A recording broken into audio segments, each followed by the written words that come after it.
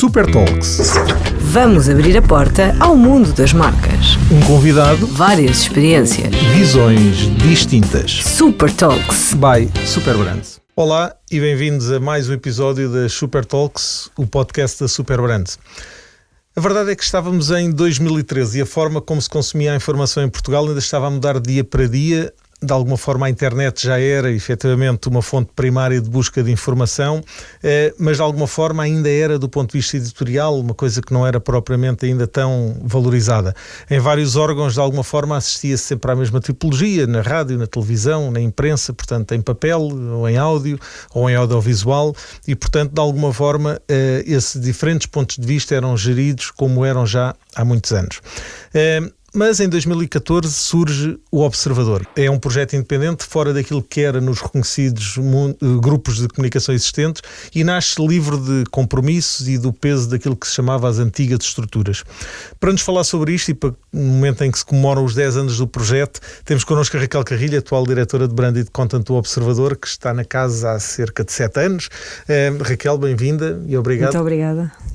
Raquel é licenciada em Comunicação Social pela Universidade Católica, já foi jornalista, editora, coordenadora de diversos jornais e meios de comunicação social, portanto assumes este ADN de jornalista e és praticante essencialmente do verbo ir, é isto, não é, Raquel? É exatamente isso, o ADN de jornalista está na pele, está no cérebro, acho que não uma vez disseram que não se faz jornalismo, é-se jornalista, e portanto eu vesti essa camisola e continua vestida de alguma forma. Muito bem, e é exatamente sobre este tema de falar de marcas no contexto jornalístico que nós vamos abordar, ou seja, falar de marcas sempre levantou esta grande dúvida sobre a integridade e a independência editorial, às vezes é barrado e às vezes até quase considerado como quando se fala de marcas se está a fazer uma promoção, e de alguma forma esse examinar as marcas de uma forma crítica e contextualizada, avaliar o seu papel na economia, na cultura, etc., são debates e contribuem de alguma forma para debates que muitas vezes acontecem, informativos, promovem muitas vezes a transparência, mas também a responsabilidade das próprias empresas e organizações.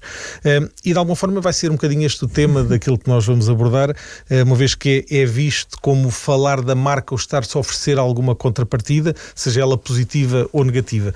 E é isto que eu gostava agora de começarmos por falar aqui, Raquel, que é, na tua opinião e naquilo que é a tua experiência, é ou não é editorialmente aceito falar sobre as marcas dentro da parte editorial? Qual é a tua visão sobre este tema? Eu acho que tem de ser aceite.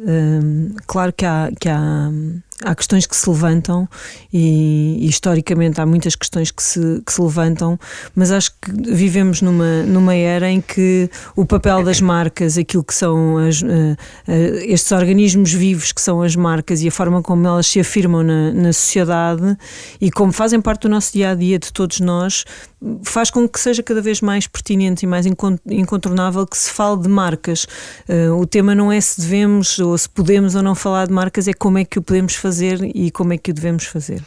Ou seja, é engraçado porque há 10 anos, quando o Observador foi inaugurado, foi fundado, de alguma forma os meios predominantes eram separados, ou seja, a rádio era na rádio, o papel, a imprensa em papel, a televisão em audiovisual, e um bocadinho aquilo que se sente hoje, e eu pessoalmente é um bocadinho quase como se sentia há 50 anos, quando se falava de que o vídeo killed the radio star, ou seja, quando de alguma forma o vídeo surgiu, a rádio iria acabar, etc. 50 anos depois continuamos a ter jornal, continuamos a ter televisão, continuamos a ter rádio, os meios estão em todo o lado, ou seja, de alguma forma os jornais passaram a também estar no digital, as rádios também estão no digital, estão no audiovisual, o audiovisual também está no digital, portanto há de alguma forma isto. E o Observador começa efetivamente por ser, em Portugal, uma das referências de origem no meio digital.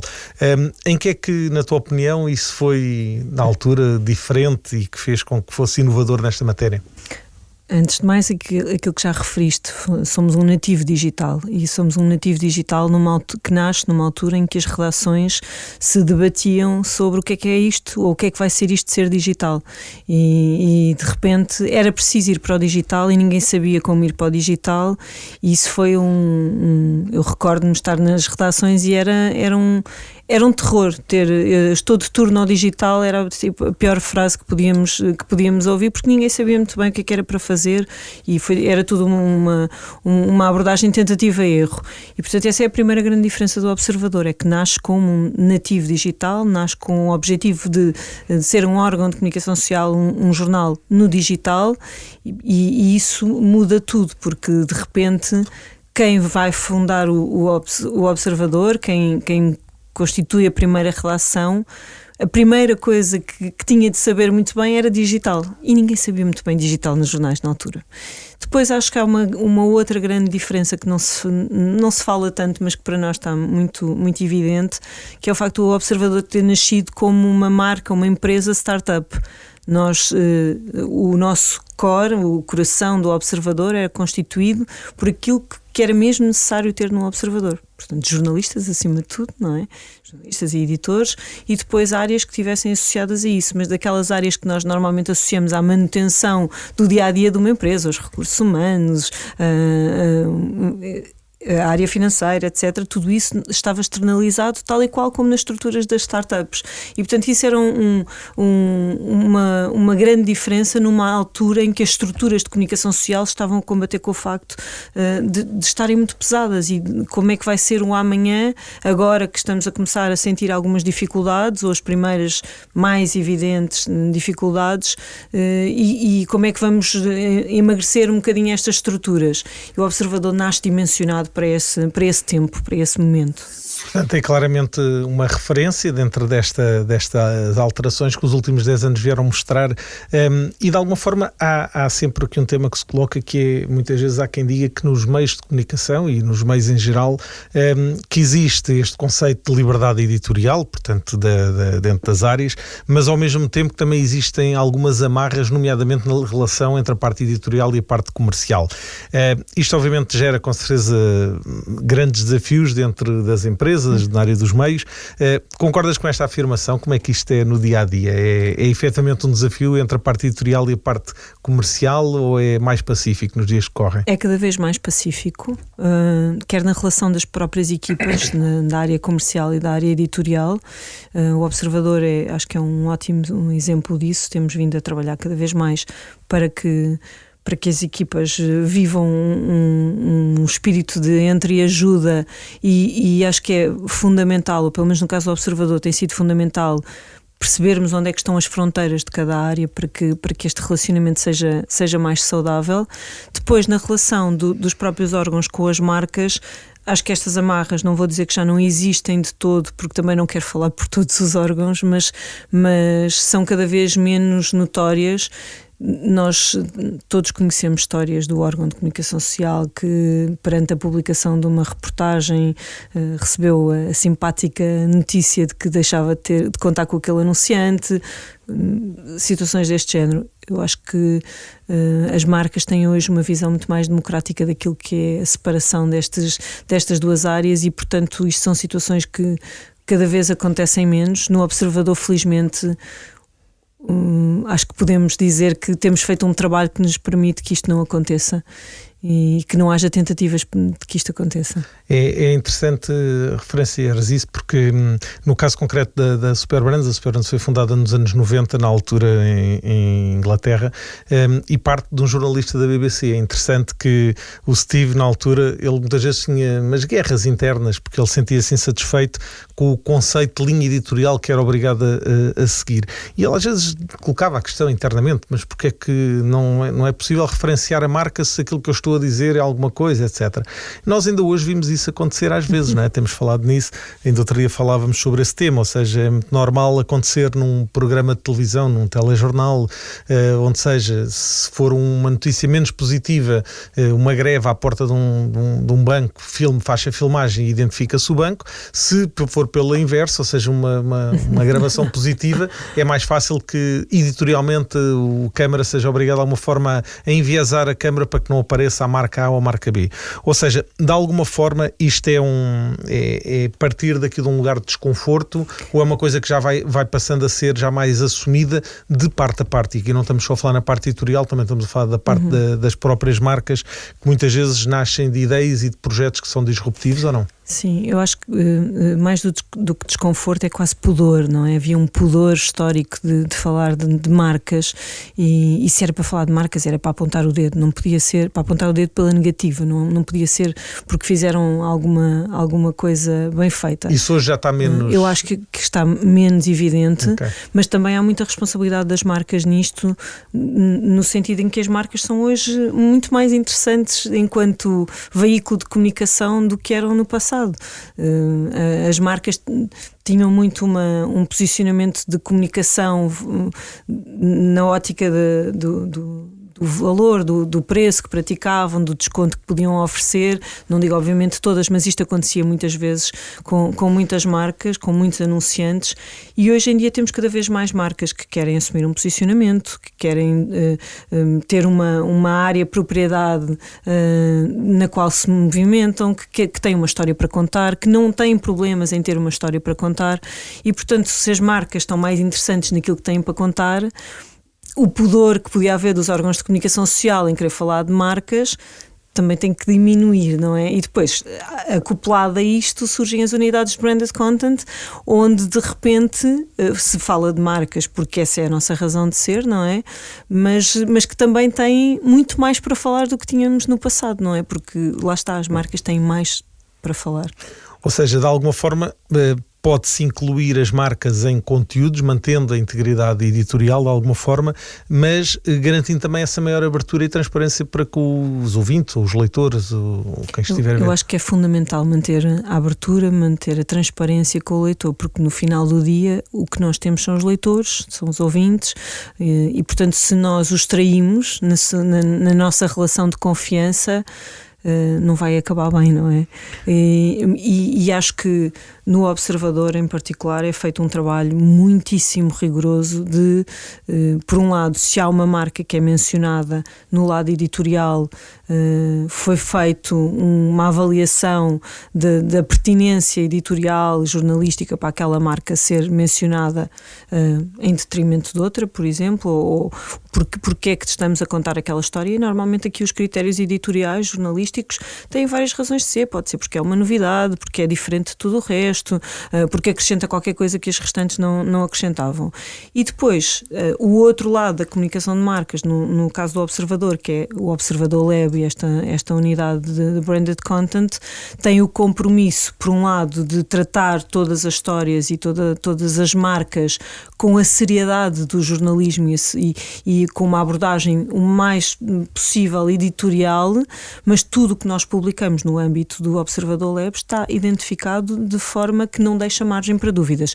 Não posso garantir que o leitor prestou atenção, mas está lá. Ou seja, na verdade, estas visões serão possíveis de lado a lado, seja do lado da empresa, da marca, ou do lado da própria parte editorial. De alguma forma, estas estratégias implementadas para garantir esta proximidade entre os meios e as próprias marcas não comprometem a integridade territorial, mas isso também tem que ser, no fundo, uma mensagem que tem que ser passada às próprias marcas. As marcas e os profissionais têm que perceber isso. Portanto, o conceito de retorno tem que ser visto e aberto de ambos os lados. Concordas com isso? Sim, e é preciso perceber que a linha é muito ténue e muito fininha, e que tem que ser muito respeitada para que não corra mal. E é preciso perceber que quando se menciona uma marca do lado editorial em particular, vai sempre haver alguém que lê ou que ouve que vai questionar porque esta e não outra, ou até no limite, se é uma marca que nós estamos a questionar porque teve um posicionamento questionável, porque foi levada à justiça, seja por uma razão menos positiva, que também não sejamos vistos como uma espécie de justiceiros que de repente identificamos aquela marca e vamos lá diretos como se nada mais existisse. Este equilíbrio tem que ser feito para quando a comunicação é positiva e destaca algo positivo, mas para o contrário também. É engraçado falares aqui no tema da justiça, porque no início do ano a campanha do IKEA, que depois estendeu outras marcas, do Gato Preto, a Caetano Auto, outras, foi muito interessante, que há muitos anos que não se via em telejornal, em televisão em particular, mas depois surgiu em todos os outros canais. Foi uma campanha que teve imensa visibilidade editorial, exatamente por estar na altura ligada a um tema político, e foi algo completamente impactante. Ou seja, de alguma forma acreditas que este conteúdo editorial ser usado para responsabilizar as marcas, mas ao mesmo tempo ele torna-se aqui num debate público muito mais informado, se quisermos, não é? Ou seja, lembras-te de algum outro exemplo que tenha surgido? Ou seja, porque é que isto surge e porque é que de repente, que nunca se falava sobre marcas em telejornal, de repente num telejornal falam sobre imensas marcas a propósito de um tema que é político. Como é que isto se gera no dia-a-dia, na tua opinião, nesta relação entre... No caso da campanha da IKEA, acho que era incontornável, não é?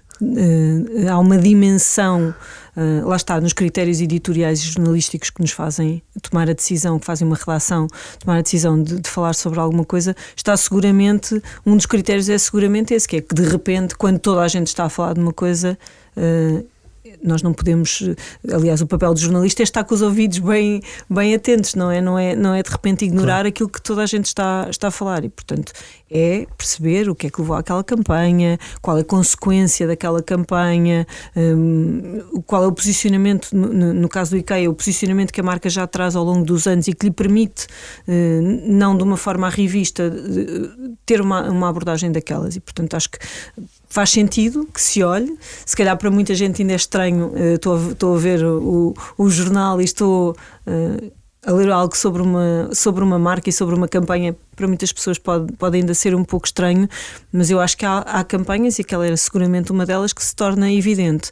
E há outros casos, eu, sem querer apontar aqui uma campanha específica, mas acho que sempre que nos jornais, em Portugal e no mundo, se fala de greenwashing, quando se fala de sustentabilidade, isso faz com que as marcas, quando querem comunicar sustentabilidade, ou porque essa é de facto a sua área de negócio, ou porque têm, cumprem critérios ESG, etc., questionam-se muito sobre o que é que querem comunicar, porque é que querem comunicar, e se aquela comunicação é séria ou de repente estão-se a pôr num papel que é facilmente escrutinável e apontado. A mesma coisa, por exemplo, com a produção das marcas de fast fashion, que de repente vimos uma transformação gigante na forma de produzir e nos cuidados e nos critérios de produção. Acho que ainda não estamos no chamado ponto ótimo, seguramente, mas temos visto estas marcas a serem muitas vezes chamadas ao lado editorial, não são sempre pelas melhores razões, não é? Mas isso é consequente, e portanto aqui acho que é quando se fecha a história, é quando de repente está lá a marca, não está necessariamente pelas melhores razões, mas há uma consequência daquilo. E se isto não é cumprir o papel de jornalista, o que é? Certo, ou seja, esse desafio existe também, quer do lado da parte editorial, neste caso do jornalista, mas também existe da parte das marcas. Ou seja, se quisesses passar de alguma forma esta mensagem aos profissionais das marcas, quais é que são os principais desafios éticos que devem ser tidos quando se tem que falar da marca e se tenta passar esta mensagem? Quais é que são os desafios, na tua opinião, éticos que devem ser cumpridos, que são importantes? Eu acho que o principal é a seriedade. E quando digo seriedade, é que aquilo que querem comunicar bata certo com aquilo que são efetivamente e com aquilo que é o seu dia-a-dia e a sua ação diária enquanto marca, enquanto empresa. Eu digo sempre, não queiram comunicar uma coisa que não são e uma coisa que não fazem, porque não só não faz sentido, como vai haver alguém que sabe que não faz sentido. E portanto, esta acho que é se calhar a mensagem principal é tem que ser sério e tem que bater certo, digamos assim, não é? Porque senão, e já aconselhei marcas, não vamos fazer agora, é melhor não fazer agora, porque não está lá, não acontece exatamente assim, e portanto aquilo que nós estamos a passar no final não é real. Certo, obviamente esse conceito da honestidade e da transparência são importantíssimos parte a parte. E falando sobre isso, e voltando agora quase à origem, 10 anos atrás, gostávamos de saber um bocadinho mais sobre o Observador enquanto marca, ou seja, como é que surge uma marca, uma palavra tão aberta, tão normal. Pode-nos contar um bocadinho esta ideia? Podes contar um bocadinho esta ideia de como é que surge, de como é que chegaram a esta identidade, como é que se identifica? Ou seja, como é que foi todo este processo? 10 anos depois, agora já é olhar para trás. Sim. Surge, antes de mais, porque ainda há pessoas com algum nível de insanidade que acreditam que pode fazer sentido lançar um órgão de comunicação social, neste caso mais uma plataforma de comunicação social, que é aquilo que o Observador é.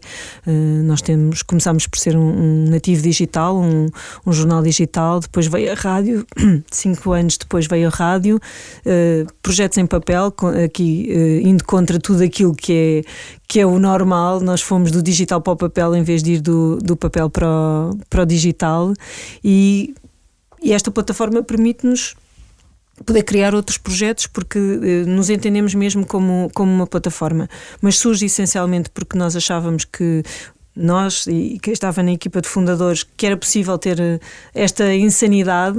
Havia o José Manuel Fernandes, que tinha vontade de estar à frente e de criar e desenvolver um novo projeto de comunicação social. Havia quem tivesse a crença de que isso era possível e que pudesse montar este projeto na área do investimento, naquilo que é possível e que era necessário para investir e para criar um projeto desta dimensão. E depois havia uma ideia muito forte, muito vincada, de que era possível fazer diferente na comunicação social que existia à data. Era possível experimentar formatos diferentes, ser mais ousado, ser mais irreverente, às vezes fazer coisas muito fora da caixa e observar com esta curiosidade que é quase infantil, mas que na verdade não há nada mais curioso, nem ninguém mais curioso no mundo que as crianças, não é? Portanto, há aqui quase uma vontade de observar e de relatar e de o fazer com uma enorme seriedade. Portanto, de alguma forma a palavra observador e a própria marca vem dessa capacidade de querer observar a realidade do dia-a-dia e de poder transmitir. Sim, muito claro. isso. De alguma forma, agora falando, se quisermos, mais para os profissionais, aquilo que é o desafio que muitas vezes se coloca, e há bocado falávamos sobre isso, de as marcas não passarem a vida a falar sempre sobre o mesmo e não, no fundo, contar um bocado aquela ideia de que se for para falar sobre a mesma coisa vamos contar a ser repetitivos. De alguma forma, como é que se vê, que mensagem é que os profissionais devem ter presente para continuar a poder integrar os seus, de alguma forma, os seus conteúdos editoriais e tentarem passar essa mensagem e continuarem a estabelecer esta proximidade que existe entre as marcas e os meios, de alguma forma? Quais é que são, no fundo, as mensagens principais que devem ser tidas em conta pelos próprios profissionais? Acho que é um risco sempre que existe. Estamos todos a comunicar o mesmo. Há pouco falávamos de sustentabilidade. Nós vivemos aqui numa era em que muitas marcas querem falar de sustentabilidade, querem mostrar o seu posicionamento sustentável, mobilidade verde, etc. Eu acho que aqui o tema é, se de facto esse é o seu território, então é sobre isso que têm que falar. O que nós temos que ir procurar, e aí é a responsabilidade muito da área editorial, quando há um interesse jornalístico, ou da área de branded, quando é um projeto branded, ir à procura da diferença dentro do igual, não é? Estamos todos a comunicar sustentabilidade, mas há uma razão que faz com que aquela marca, ou há qualquer coisa naquela marca, que é ligeiramente diferente. Pode ser só ligeiramente, mas é esse ligeiramente que tem que ser o nosso ponto de partida para montar aquela história. Ou seja, de alguma forma esta linha que deve haver sempre entre a parte editorial e a parte, chamemos comercial ou branded content, de alguma forma é uma linha que é sempre, como diz há bocadinho, muito tenue, visão de parte a parte. No fundo, como é que tu podes deixar essa sugestão aos profissionais da forma como essa linha pode e deve ser gerida? Ou seja, o respeito e, obviamente, e a visão tem que ser assumida de parte a parte. Sim, e a confiança também. Pronto, exatamente. Tem de haver muita confiança. Eu gosto muito da palavra parceria. Quando falamos, no caso do Observador Lab, eu gosto de pensar em parcerias, e para isso tem que haver confiança. Tem que haver confiança que nós vamos fazer o nosso melhor trabalho e a nossa melhor proposta, e nós temos que confiar que a marca nos vai guiar naquilo que por nós não conseguimos lá chegar e precisamos da ajuda da marca. Mas é muito ténue esta linha, e é fundamental que nós tenhamos todos consciência do quão ténue a linha é, porque acho que só essa consciência é que nos permite estar sempre muito alertas, muito vigilantes na forma como como comunicamos, no fundo, não é? Porque se nós nos esquecermos de que pode ficar tudo muito confuso, depois vamos perder valores que são fundamentais. É fundamental que o leitor perceba o que é que está a ler, o que é que está a ver, qual é a origem daquilo, seja, lá está, um projeto editorial ou um projeto de patrocinado, portanto da área do Lab. O leitor tem que perceber que ambos foram feitos com igual seriedade, que foram feitos com igual compromisso, mas que há nuances que os distinguem, e acho que quanto mais nós formos todos comprometidos com a consciência de que a linha é muito ténue, melhor vai correr. Ou seja, ao fim destes teus anos todos de experiência e, portanto, tendo estado mais de um lado, mais do outro, no fundo, qual é aquilo que te parece que são, ou seja, à data de hoje, que são visões que tu tens diferentes que se calhar não tinhas quando começaste, por exemplo, só na parte mais editorial? Há algumas áreas onde tu sintas que hoje tomaste, se calhar, consciência de coisas que não tínhamos, que é normal na nossa evolução profissional? Eu acho que nós, quando começamos no jornalismo, bom, para já quando começamos no jornalismo, e se calhar ainda na parte do estudo, o primeiro, no meu caso foi seguramente o primeiro balde de água fria, foi a ideia que a imparcialidade é um mito, e isso para mim foi assim o primeiro momento de não pode ser, mas de facto porque nós o que podemos querer é uma tentativa de imparcialidade, mas quando um editor ou um diretor de um jornal opta por fazer manchete com uma notícia em detrimento de outra, há ali uma escolha, não é? Que tentamos que cumpra os tais critérios editoriais e jornalísticos, mas há uma escolha, e portanto esse foi o meu primeiro momento de isto se calhar não vai ser tão fácil como eu achava que ia ser, e depois se calhar durante o início nos meus primeiros anos de jornalista, a comunicação de marcas não era uma coisa que eu achasse que fosse assim tão interessante, ou que pudesse vir a ser tão interessante, mas acho que também tem muito a ver com aquilo que eu dizia há pouco. As marcas não eram assim tão interessantes na sua comunicação e naquilo que queriam dizer e naquilo que ousavam dizer, porque às vezes se calhar há muitas marcas que nós vamos ver e têm projetos incríveis a nível interno, mas não os querem por alguma razão comunicar, ou têm pudor, ou porque acham que não devem, é uma coisa interna. E às vezes já lá estava, mas no passado realmente não era assim tão evidente, e portanto não me parecia assim que pudesse ser tão interessante falar de marcas. E eu hoje em dia cada vez acho mais que uma boa história é uma boa história. Pode ser uma boa história de uma marca, pode ser uma boa história de uma organização social, pode ser uma boa história da justiça ou da política. Sim, nós agora aproveitando aqui para também deixar a nossa visão, nós dizemos muitas vezes isto, que o conceito de marca não tem que ser necessariamente a empresa A ou a empresa B, ou o produto A ou o produto B, porque quando nós falamos às vezes em pessoas e personalidades, acabam elas são próprias. Marcas também, não é? Ronaldo vai ser sempre uma marca nos próximos anos, com certeza, ou seja, esta visão e esta nossa conversa, que podia aqui durar muito mais tempo, obviamente tem muito a ver com este tema de nós conseguirmos ter e passar esta mensagem, quer do lado editorial, quer do lado das próprias marcas, para quem tem que gerir isso. E assim, em jeito de conclusão, deixava-te aqui uma última pergunta para podermos terminar. Uma pergunta essencialmente dedicada aos profissionais que estão do outro lado, se quisermos assim, do lado das marcas. Qual é que é o melhor ou o pior, como queiras deixar, o melhor ou o pior conselho profissional que de alguma forma tu já sentiste, já recebeste e gostavas também de deixar aos profissionais das marcas? Algo que consideres que seja importante para perceber que a forma de gerir a marca não é apenas gerir o negócio? Qual era a mensagem principal? O conselho mais relevante, o comentário mais relevante que eu recebi enquanto profissional já há muitos anos foi a ideia de ser uma problem solver e não uma problem maker em tudo que fazemos na vida. Eu costumo dizer muito isso às equipas, porque acho que faz mesmo muita diferença na forma como trabalhamos. Mas em relação às marcas e a quem gere marcas e a quem conduz projetos de comunicação do lado das marcas, eu diria que é para experimentarem, para não terem medo de experimentar. É normal que a marca queira tentar acautelar e balizar tudo aquilo que podem ser os riscos inerentes a uma experiência, mas raramente são assim tão graves que não possam ser contornados, e o retorno de experimentarem e de repente descobrirem qualquer coisa não é depois do outro fazer e dizer aí podíamos ter feito, é ser aquele que fez, não é?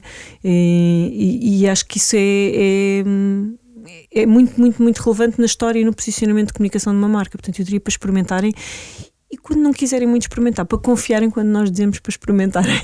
Ok, muito bem. É muito interessante porque, de facto, na Escola de Superior de Comunicação, onde eu fiz a minha formação base, tem lá, de facto, uma frase na parede que diz: formos só mais um, seremos um a mais. E eu acho que há aqui esta mensagem que foste deixando, tem muito a ver com isto, na forma como também já tiveste o teu início na área editorial e achas e sentes isso, que de alguma forma é possível cada vez mais fazer-se esta junção entre os dois mundos, o mundo editorial e o mundo das próprias marcas, mas também esta mensagem que se deixa aqui às marcas para que obviamente olhem também para isto numa perspectiva imparcial e de que obviamente, por muito tenos que as fronteiras existam, elas terão sempre que existir e nós não vamos deixar de as ter. Portanto, Raquel, antes de mais agradecer-te, obviamente toda esta conversa, podemos aqui continuar durante mais algum tempo. Muito obrigada. E é muito importante, e parabéns pelos 10 anos do Observador e muito do obrigada. Impacto que tem vindo a ter na sociedade. E portanto chegamos ao fim do podcast deste nosso episódio das Super Talks by Super Brands. Estaremos de volta já na próxima semana. Não se esqueçam de que isto pode ser ouvido obviamente no podcast da RFM e também nas restantes plataformas. Portanto, Raquel, mais uma vez, muito obrigado. Obrigada. Super Talks by Super Brands.